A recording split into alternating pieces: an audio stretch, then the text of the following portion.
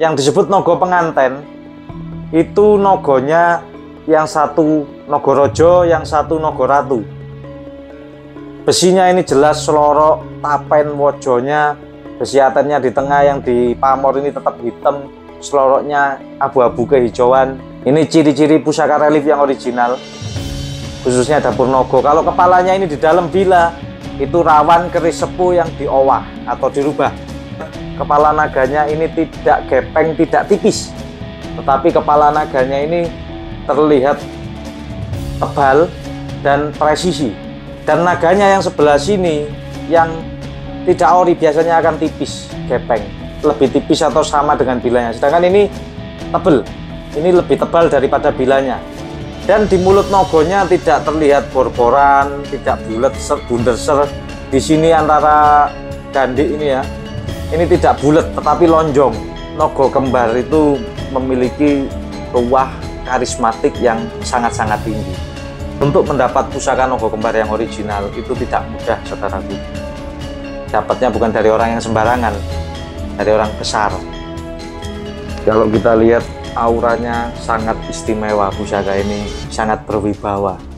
Bukan cuma melanggengkan keharmonisan rumah tangga, tetapi juga menjaga harta sang pemiliknya, melanggengkan dan membawa kejayaan sang pemiliknya beserta keluarganya. Tidak semua pusaka relief ini pakai emas, tidak semua pusaka relief ini kinata. Rahayu, rahayu, salam budaya, salam pecinta pusaka untuk semua saudaraku yang ada di Indonesia ataupun yang ada di luar negeri. Kembali lagi bersama saya Vicky Wijaya. Kali ini saya mau membahas satu pusaka yang saya kategorikan super masterpiece.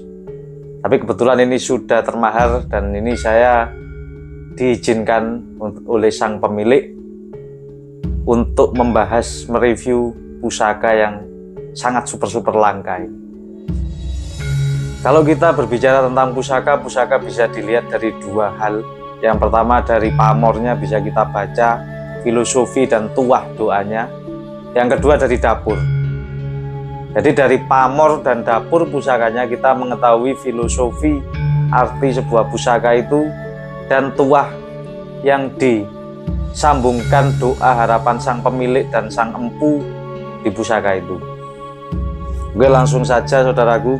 Yang pertama ini pusakanya, warangkanya Gayaman Solo, kayu trembalo api, trembalo Aceh, lawasan pendoknya perak, lawasan. Kita lihat ini dedernya juga pakem sekali, sangat istimewa. Pakem Solo, warangkanya Solo. Mendaknya ini juga perak, dihiasi batu permata inten dan batu rubi merah. Lawas masih ori semua dari bawaannya, saudaraku. Ini sangat super masterpiece. Saya hunting pusaka ini, mengejar pusaka ini sekitar 2 bulan baru dapat di saya, dan langsung termahal sebelum saya review. Ini saya sangat bersyukur dan berterima kasih kepada sang pemilik masih diperbolehkan untuk mereview pusaka yang super masterpiece ini.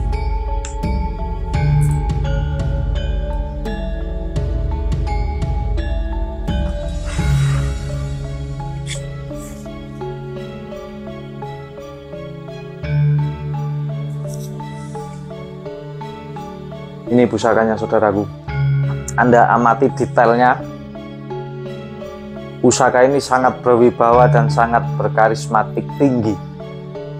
Kenapa ini saya katakan masterpiece dan langka? Karena di sini terdapat sebuah pusaka luk 5 dengan berdapur nogo penganten. Kita tahu di Keraton Jogja ada pusaka berdapur nogo penganten, yaitu Kanjeng Kiai Naga Penganten. Itu juga pusaka Jogja nogo kembar, tapi tidak kembar identik ya saudaraku ya, karena di Pakem yang disebut nogo penganten itu nogonya yang satu Nogorojo, yang satu Nogoratu. Jadi pasti yang sebelah kiri ini lebih besar dan lebih menunjukkan kesan maskulin, sedangkan yang sebelah sini kesan feminim. Pusaka berdapur nogo memang tidak mudah untuk dicari ataupun tidak mudah untuk mendapat pusaka yang nogo yang original sepuh, karena memang pusaka itu juga pemilih, saudaraku. Percaya ataupun tidak, pusaka ini tidak sembarangan, apalagi pusaka dengan dapuran nogo penganten itu adalah termasuk pusaka yang tidak sembarangan dan tidak mudah untuk didapat. Tidak semua orang cocok.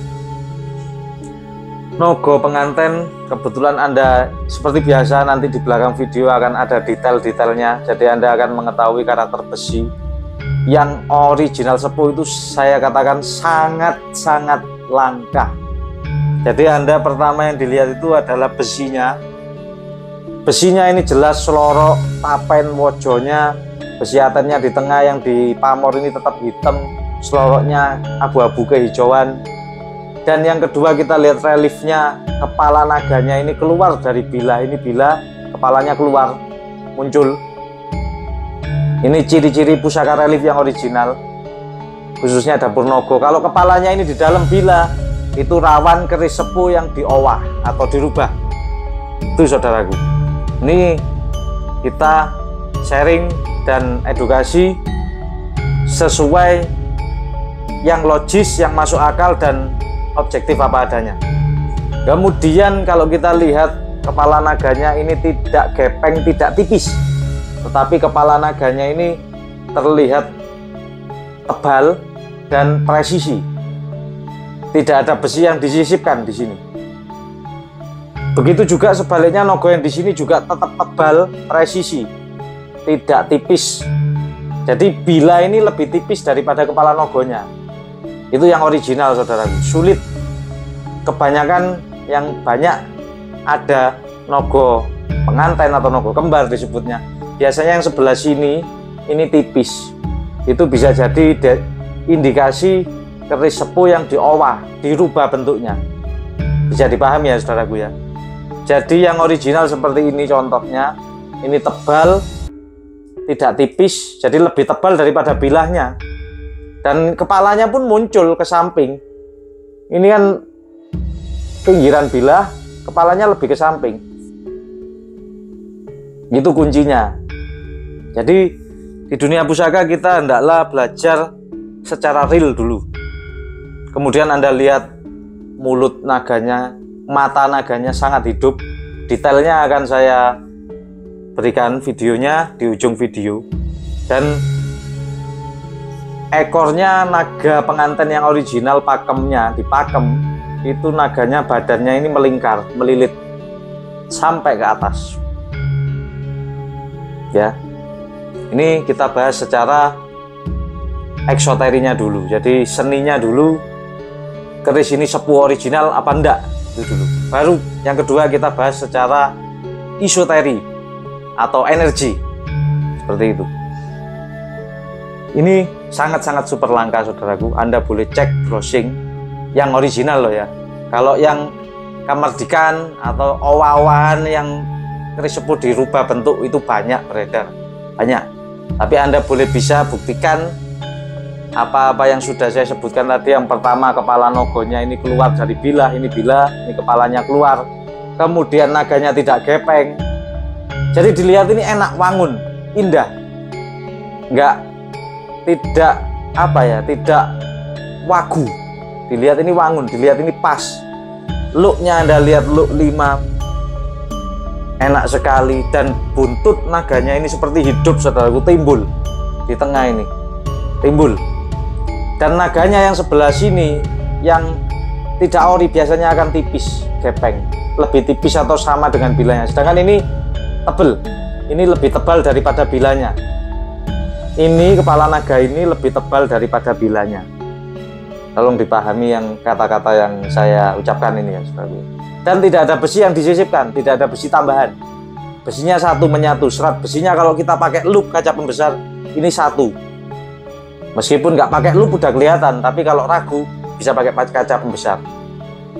Nah, ini edukasi yang penting untuk teman-teman agar bisa memahami keris yang original sepuh itu seperti apa. Terus kalau kita lihat materialnya, ini pamor ceprit. Di tengah terlihat pamor-pamor. Ini warangannya warangan lama ya, masih Ini kalau diwarangi lagi, warangan yang kedua, ketiga ini bisa pamor lebih muncul. Ini Anda lihat pamor ceprit. Khasnya besi Tuban Mojopahit. Khasnya besi Mojopahit. Jadi ketika menangguh keris ini saya kategorikan keris Mojopahit akhir. Sudah peralihan ke arah Mataram. Kenapa kok peralihan ke arah Mataram? Karena ukiran naganya sudah tidak primitif. Ukiran naganya sangat-sangat detail dan indah. Empunya sudah luar biasa. Dan di mulut nogonya tidak terlihat bor-boran, tidak bulat, bunderser. Di sini antara gandhi ini ya, ini tidak bulat tetapi lonjong. Ini tidak bulat tetapi lonjong. Kalau bulat itu ada indikasi bor-boran. Zaman dulu nggak ada bor ya saudaraku ya, nggak ada bor untuk membuat pusaka. Kemudian gonjo sama wila ini sangat rapat, sangat rapat. Korusi-korusi sedikit wajar. Dan ini sih menurut saya masih kategorinya 90%, sangat-sangat terawat. Ini pusaka yang memang masterpiece, dicari oleh para kolektor, pengusaha, pejabat itu mencari pusaka yang terawat dan sepuh, yang disebut tus. Nah, kita bahas lagi detailnya. Kalau Anda lihat amati kepala naganya yang kiri dan yang kanan, ada perbedaan yang sangat mendasar. Yang pertama, kepala naga yang kiri, naga rajanya lebih besar sedikit, tetapi sama-sama tidak gepeng ya. Kemudian mahkotanya ini kelihatan sekali, mahkota raja. Dan di sini ada ukiran tambahan seperti ini, ukiran seperti burung, seperti kepala burung. Ini saking detailnya, saudara. Fokuskan tolong. Ini di sini ada seperti kepala burung di atasnya sini. Ini ada kepala burung. Terlihat ya saudaraku ya. Sedangkan yang naga ratu tidak ada. Mahkotanya pun berbeda. Ini lebih jantan, lebih besar. Jadi nogo pengantin itu ada pakemnya, nggak cuma asal nogo kembar sama gitu, nggak. Tapi yang pasti ada nogo rojo, ada nogo ratu. Yang nogo rojo menggambarkan kejantanan, yang nogo ratu menggambarkan kefeminiman. Pamor ceprit. Oke, yang berikutnya kita bahas masalah isoteri dan tua. Keris nogo pengantin kenapa sangat-sangat diburu oleh para kolektor, pejabat maupun pengusaha? Dipercaya tuahnya keris nogo kembar ini bisa mempermudah menarik berkah. Yang pertama sih, itu yang kedua ya. Yang pertama ini akan melanggengkan sebuah rumah tangga. Kalau di pakemnya raja, keris naga kembar ini akan melanggengkan dan memakmurkan sebuah kerajaan. Kalau kita baca dari yang lebih kecil, seperti orang berumah tangga ini sama halnya juga membangun sebuah kerajaan. Harus ada chemistry antara suami dan istri, harus nyambung. Makanya kenapa badannya melilit, melingkar. Ini adalah konsep manunggaling kawula Gusti, menyatunya manusia dengan Tuhannya. Juga sama dengan hubungan di kerajaan, manunggaling kawula masyarakat. Jadi manunggalnya sang raja dengan masyarakatnya, dengan kawulonya. Atau dalam hubungan yang paling kecil, dalam hubungan rumah tangga, manunggaling istri, suami dengan istri. Suami dengan istri ini kan kalau bahasa Jawa adalah garwo. Garwo itu apa artinya? Sigarani nyowo. Bahasa Indonesianya suami istri ini adalah satu pasang, satu nyawa. Sejatinya seperti itu. Ketika istri disakiti atau dihina, yang lebih sakit itu suami. Ketika suami disakiti, yang lebih sakit itu sang istri. Jadi memang satu rasa tunggal rasa. Dipercaya sang pemegang keris nogo kembar akan langgeng berumah tangga, rumah tangganya akan sangat-sangat harmonis dan akan menjadi tuah tolak balak, gemari palo jinawi kalau bahasa di yang lebih luas kerajaan. Makanya raja sampai pasti punya pusaka naga pengantin. Jadi harapannya adalah memang tolak balak, kemakmuran. Ketika suami istri membuat suatu usaha akan sukses. Ketika suami istri memiliki visi misi itu akan cepat tercapai dan lebih harmonis, lebih langgeng rumah tangganya. Seperti itu harapannya. Dan juga nogo kembar itu memiliki tuah karismatik yang sangat-sangat tinggi. Sang suami akan dihormati, sang istri pun akan menjadi ratu. Jadi tuah dari satu pusaka bukan cuma untuk satu orang, untuk pemegang keris nogo kembar. Ini akan berdampak kepada suami dan istri. Ini akan berdampak keduanya, menambah karisma dua orang, karismatik ataupun kewibawaan. Kemudian kalau kita baca dari pamornya, pamor ceprit, dipercaya tuahnya ya keberkahan rezeki. Karena ini termasuk pamor melumah. Untuk mendapat pusaka nogo kembar yang original itu tidak mudah, saudaraku. Tidak mudah. Kalau tidak benar-benar rezeki ataupun berjodoh, itu sangatlah tidak mudah. Jadi mungkin saya kalau disuruh teman-teman kolektor nyari pusaka naga kembar lagi yang ori seperti ini, saya tidak bisa janji. Ini pun juga dapatnya bukan dari orang yang sembarangan, dari orang besar di kota sebelah. Ya untung masih bisa saya mahari, saya dapat. Karena yang punya dulu ini sudah meninggal dan diteruskan oleh anaknya. Anaknya tidak mau merawat pusaka, daripada dibuang, mending saya mahari. Dan uang yang mahar dari saya mungkin untuk beliau bisa membawa manfaat bagi keluarganya. Kalau kita lihat auranya sangat istimewa, pusaka ini sangat berwibawa. Looknya, ukurannya pun ini Mojopahit, tidak terlalu panjang. Ini mungkin 35-36 cm panjangnya, tidak panjang seperti itu, Bu. Ukuran keris Mojopahit itu juga ada pakemnya antara 33 sampai maksimal 36. Kecuali kalau sudah masuk Mataram itu bisa 37, 38, bahkan ada yang corok. Sangat luar biasa, saya tidak bisa berkata-kata gimana lagi. Pusaka ini materialnya pun sangat-sangat terawat dan sangat utuh. Kalau bisa dikatakan saya utuh, ada kursi sedikit di ujung bila, di konjo, ini wajar. Menurut saya sangat wajar, tetapi reliefnya sangat detail. Ini juga ada yang lupa saya. Mas, ini kok nggak ada emasnya? Ada yang tanya seperti itu. Tidak semua pusaka relief ini pakai emas, tidak semua pusaka relief ini kinata. Kita sama-sama nggak tahu, bisa jadi ini dulunya ex kinata, karena di sini ada cacagori, ada bekas tempelan emas. Bisa jadi ini dulunya kinata, tapi karena sering dicuci dia emasnya copot. Atau bisa jadi yang kedua, memang pusaka ini dibuat tanpa emas. Karena kalau kita lihat keris-keris nogo siluman ataupun Nogorojo itu ada yang tanpa kinata, reliefnya detail ada, yang tanpa kinata emas ada. Dan saya pernah membahas, pernah dapat juga.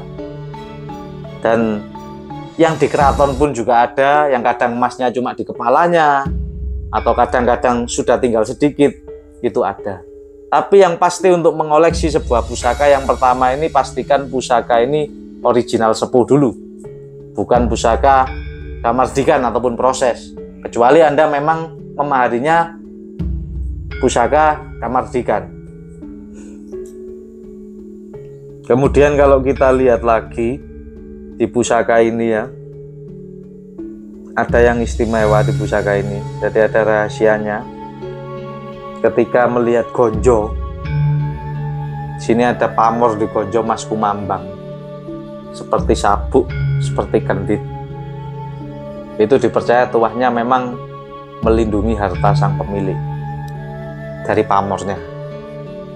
Dan juga saya juga lupa, tuah dari pusaka naga kembar sendiri juga tuah utamanya bukan cuma melanggengkan keharmonisan rumah tangga, tetapi juga menjaga harta sang pemiliknya. Nogo itu di dalam Hindu maupun Buddha itu adalah hewan mitologi yang hampir setara dengan dewa, yang dipercaya membawa berkah dan lambang kemenangan, lambang kejayaan, sebuah kejayaan. Nogo kembar dipercaya juga akan melanggengkan dan membawa kejayaan sang pemiliknya beserta keluarganya. Kita tahu Luk 5 itu juga banyak. Luk 5 itu adalah pakem-pakem keris-keris yang ada di keraton.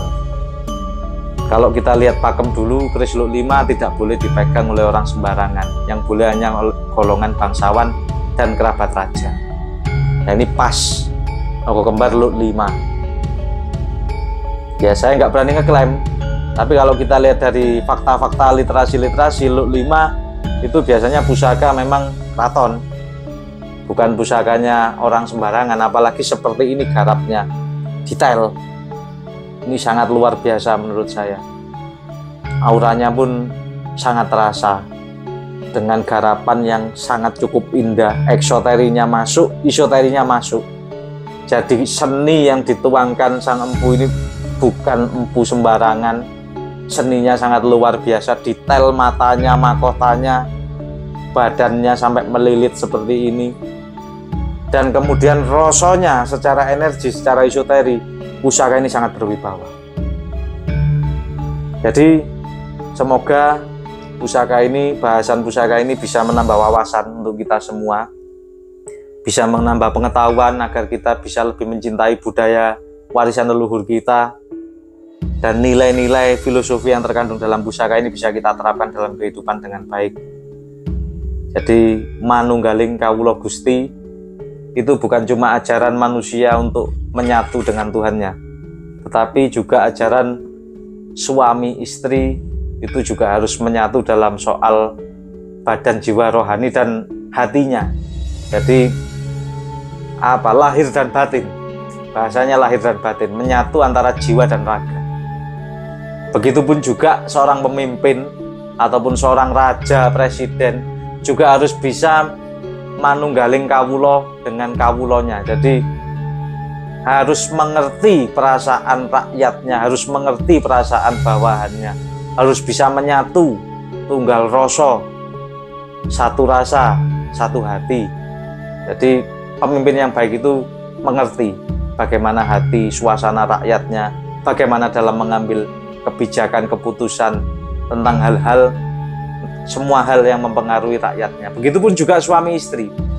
Dan suami yang baik juga harus mengerti isi hati istrinya untuk mengambil suatu kebijakan-kebijakan. Karena setiap kebijakan yang tidak bijak itu akan mempengaruhi satu sama lain. Mungkin itu yang bisa kita bahas, saudaraku. Jadi ini contoh pusaka yang saya kategorikan super masterpiece. Dan sulit duanya, langkah, tuahnya sangat lengkap, bisa dikatakan multifungsi. Mungkin itu yang bisa saya bahas, kurang lebihnya saya mohon maaf. Terima kasih sudah menyimak. Rahayu, rahayu, salam budaya.